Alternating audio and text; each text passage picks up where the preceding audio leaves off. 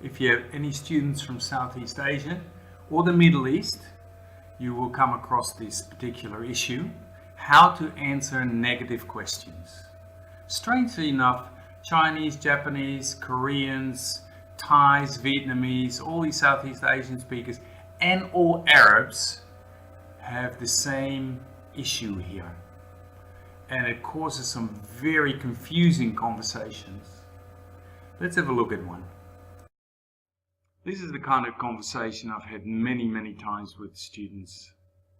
So you ask them, are you married? And the answer is, no, I'm not. And in English we often want a confirmation, and then we say, so you aren't? And they say, yes. And then I'm confused and ask again, what, you are married? No. So they answer no, then yes, then no. Very confusing in English. Let me tell you a story, something that happened a number of years ago when I was working in Sydney in a large English language college. And it's probably still happening today. We got complaints from a number of homestay mums. These are the families where the students stayed, Australian families where students would live while they were studying English. And they were complaining about the homestay students, that they were rude and they were lying to them. And we took the names of the students. They were very confused and concerned because these were actually really nice students. They were in my class, some of them, and then other teachers told me, no, these are really polite, pleasant students. So we asked the mums to come in and talk to us. And what we found out was this: on the weekend, the students would go out with their friends to have dinner or go to a movie or something. And so the homestay mum would say, are you going out tonight? The student said, yes. And then she'd say, so you're not coming home for dinner? And the students would say, yes. So the homestay's mum would cook dinner and wait with dinner for hours, and the students wouldn't come home. This happened in many different situations, and so the mums were really annoyed with this.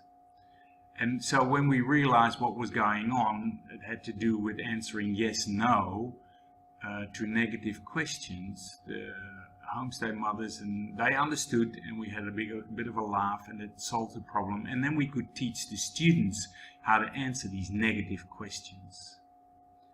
You find the same in the Middle East when you ask students, oh, you weren't here yesterday, or you didn't do your homework, Fatima. And they say yes, yes, meaning no. Confusion, confusion.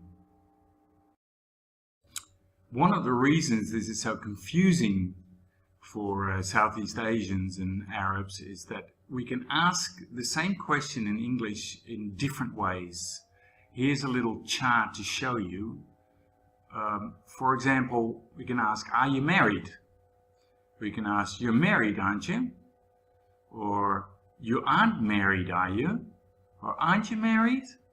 So there's 4 different ways. There's probably more, but these are 4 ways with different purpose, if you want. We ask them in different contexts. Let's have a look at that.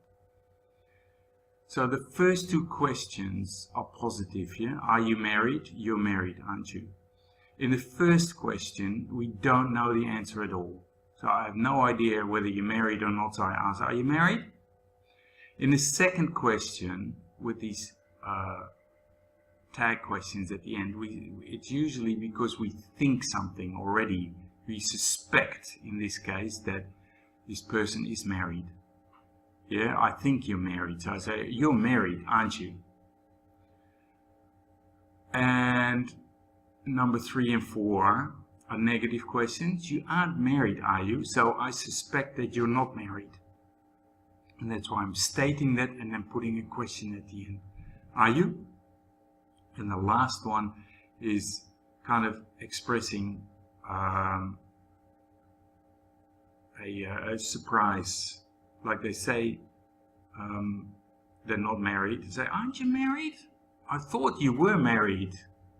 So there's different ways of asking the question.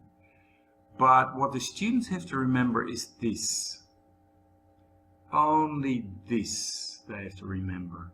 Married, and then according to that they answer the question. So remember this, or teach this. It doesn't matter how the question is asked. The only important information is married. Yes I am means yes I'm married. No I'm not means no I'm not married. Always. Doesn't matter how the question is asked. And that's different in Arabic and in Southeast Asian languages. Yes means yes, what you're saying is correct. I agree with you. So you could say, aren't you married? Yes, that's right. Yes. And no always means for them that what you're saying is not correct. I don't agree with you. So the meaning of yes and no is different, and that's why they have to change their answer, but in English we never do. Once your students understand the issue, you need to practice a lot, in fact. So here's a conversation. For practice, I'll leave the answers blank, so they have to fill that in. Did you watch TV last night? No, I didn't. I studied English after dinner and went to bed early. So you didn't see the news? No. Students find this really, really difficult. So you need a lot of follow-up. Yeah, and I constantly do this in class. I surprise them with negative questions and these negative follow-ups. Like, Yoshi, did you do your homework? And he says no, and he says, oh, you didn't? And then he has to think. You'll say yes first, and then you let him think, and then slowly they start to correct themselves first, and then after a while they'll get used to this how they answer these questions. But it's very, very tough. Another example, Fatima, were you absent yesterday? She says no. Oh, you weren't? I thought you were. And then I have to say no again. So you keep throwing these questions at them to practice this, because it is a very tough thing to change. Well, I hope you found that useful. If you have any comments or questions, just leave them on the YouTube channel under the video, or email me directly on this email address here, luc.zimmerman@yahoo.com.au. Goodbye for now.